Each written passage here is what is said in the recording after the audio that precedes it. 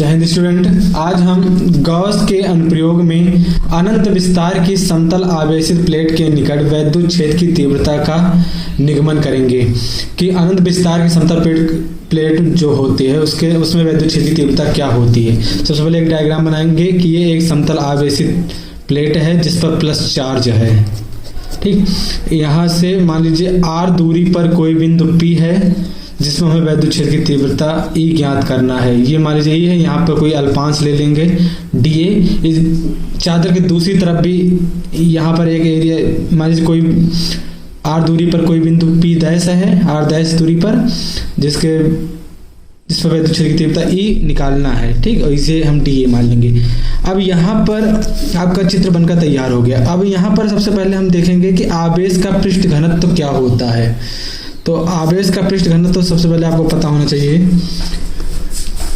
किसी पृष्ठ के प्रति एकांक क्षेत्रफल पर, मान लीजिए कोई पृष्ठ है, ये कोई आवेशित चालक का कोई पृष्ठ है, किसी पृष्ठ पर प्रति एकांक क्षेत्रफल पर वितरित आवेश की मात्रा को हम क्या कहते हैं? पृष्ठ घनत्व कहते हैं। सिंपल सा डिफिनीशन है, इसका लिखेंगे कि किसी पृष्ठ के प्रति एकांक क्षेत्रफल पर वितरित आवेश की मात्रा, वितरित आवेश का पृष्ठ घनत्व कहते हैं। घनत्व कहते हैं। इसे हम सिग्मा से प्रदर्शित करते हैं। इसे हम सिग्मा से दर्शाते हैं।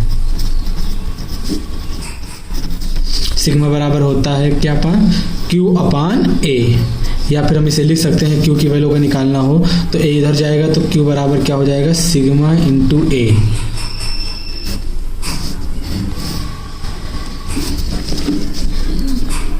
मात्रा का लिखना चाहे तो मात्रा भी लिख सकते हैं। कूलाम का मात्रक क्या होता है? सॉरी, आवेश का मात्रक क्या होता है? कूलाम होता है, कूलाम। और क्षेत्रफल क्या होता है? मीटर होता है। तो ये हो जाएगा मीटर स्क्वायर। तो इसका मात्रक क्या हो जाएगा? कूलाम प्रति मीटर स्क्वायर। अब हम डेरिवेशन करते हैं।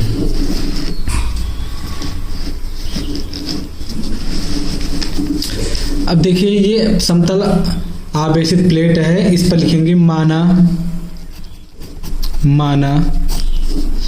एक आवेशित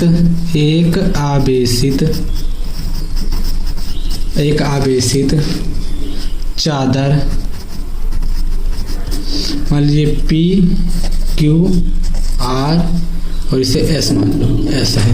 तो माना एक आवेशित चादर PQRS है, PQRS है। इस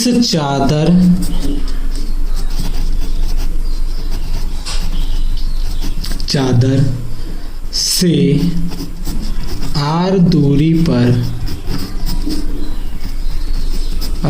पर एक बिंदु P है जिस पर वैद्युत क्षेत्र की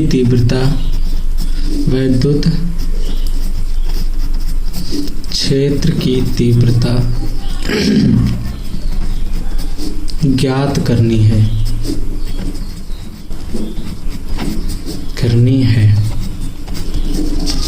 ठीक, तो अब यहाँ देखिए गॉसियन। अब देखिए ये एक हमारा क्या है? बेलन के आकार का है। तो एक तरफ इधर है, चादर की दूसरी तरफ भी दूसरा पार्ट है। तो मतलब एक पार्ट ये, एक पार्ट ये, तो दोनों के लिए निकालेंगे। तो यहाँ पे लिखेंगे गॉसियन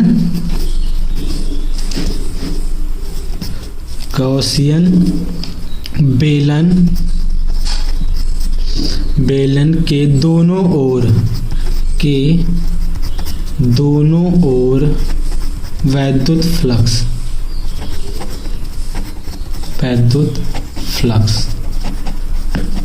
एक चीज और ध्यान दीजिएगा, ये वैद्युत क्षेत्र जो है इसके समांतर लग रहा है, तो इसलिए यहाँ थीटा की वैल्यू क्या हो जाएगा, 0 डिग्री हो जाएगा। ठीक, तो इसे याद रखिएगा।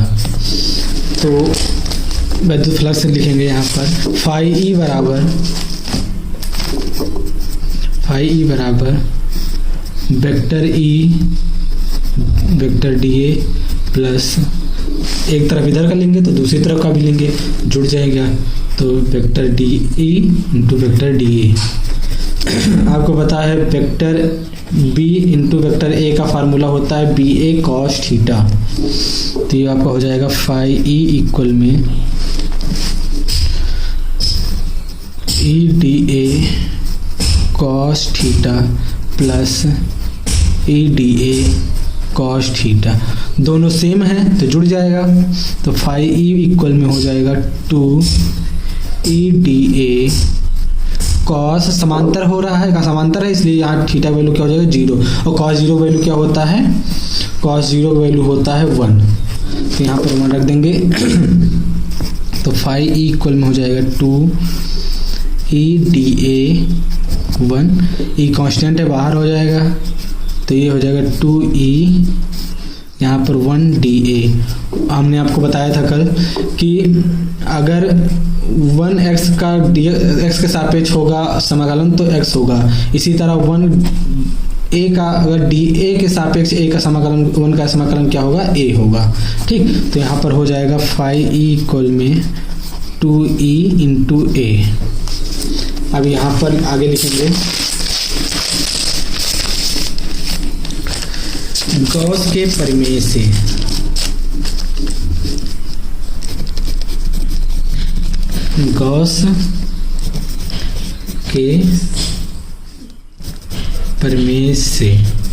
गॉस के प्रमेय में क्या है आपका, we know that phi E equal में होता है क्यू अपान एप्सिलॉन, इसे समीकरण 1, इसे समीकरण 1 मान लो। तो यहाँ पर लिखिए,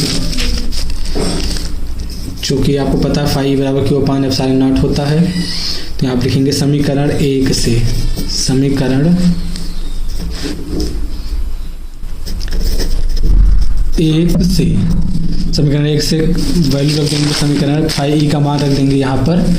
तो यहाँ पर फाई का मान जब रखोगे तो क्या हो जाएगा, क्यू अपान एप्सिलॉन इंटू इक्वल में 2e इंटू ए, ये आपका हो जाएगा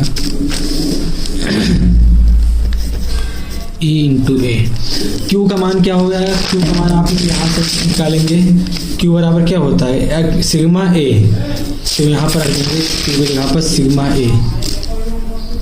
sigma A upon epsilon not 2e into A से ए कट जाएगा, तो ये हो जाएगा sigma upon epsilon into 2 into E, 2 को इधर भेज दीजिए, ई को रोक करिए, तो ई इक्वल में क्या हो जाएगा, 2 को इधर भेजोगे तो सिग्मा अपान 2 एप्सिलॉन नॉट, यही हमें क्या करना था, प्रूव करना था।